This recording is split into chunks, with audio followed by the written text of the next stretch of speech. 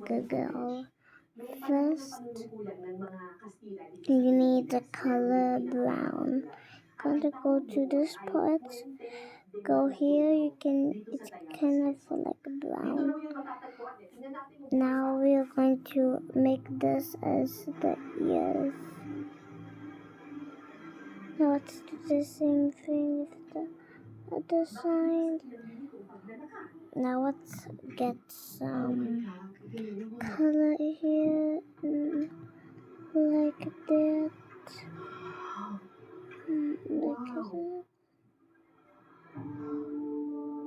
like that, and the same here.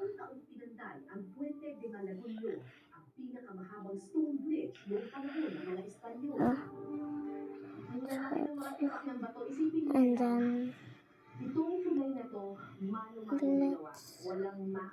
Hindi katulad ng mga tulay na ginagawa ngayon, talagang may mga krena na nagbubuhat dun sa mga bato. Ito, mano-mano. Mga ninuno natin, yung mga tinatawag nilang Indio noon ang gumawa nito. Okay, now we're going to get some pink for the inside. And do that. That's okay. Yung ginagamit nila na pang semento dito, pagdikit dito.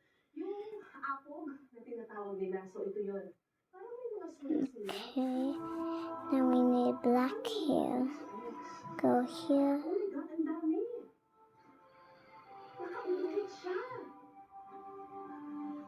Imposible namang ngayon lang ito ginawa ng mga tao kasi paano man aakyat doon para ukitin yun?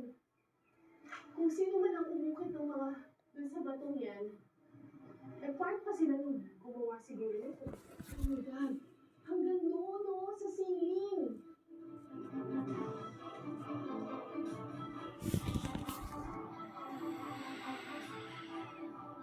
Let's do here.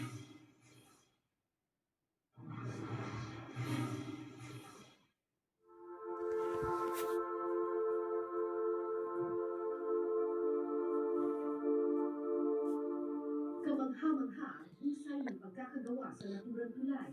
Ilang linggo at bahama ng lumipas, matayog pa rin nakatayo. No, I'm not this about Turgaboka.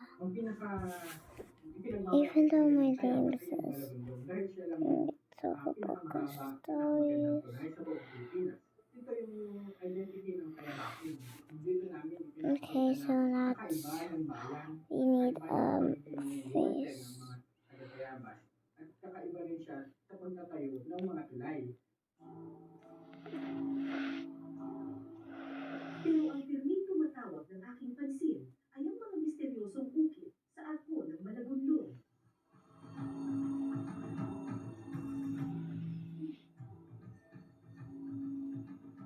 Sa kagustuhan kong matuklasan ang kahulugan. And then now clothes.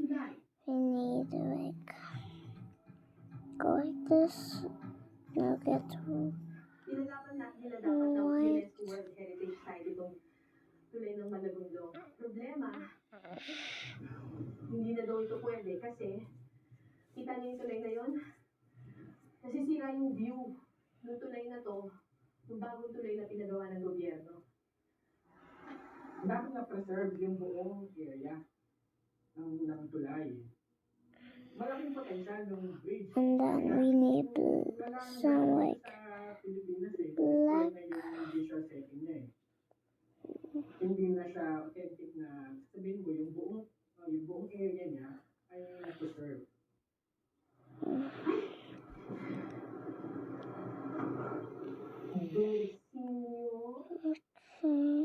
Keep on doing that. Then you put some here on her body.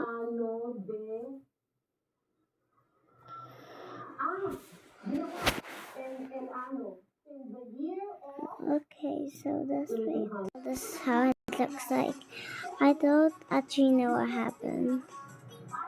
So I have to try this again. Remember to outline it. Sa kasamaang palad, sa tabi ng mga sinaunang ukit, tumambad ang mga paglalapastangan ng because I think we don't end up like how it looks for mine. Pero sa kasamaang palad, may ilang hindi sumusunod dito. Kung di man binaboy at pinabayaan ang ilan. Gumuho na sa pagdaan ng panahon. Okay. Halos wala na ang arte ng 20 prinsesa. Pero kung may nakikidori sa kahilo-hilo, may Let's try this again. ng misteryo.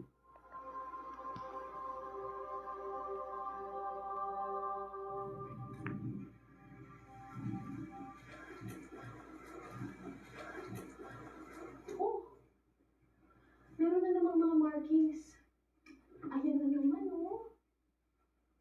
Teka, alin dito ang totoo?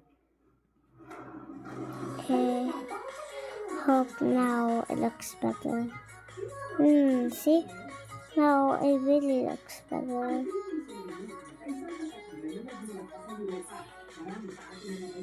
Okay, so that's the end of this video. So bye.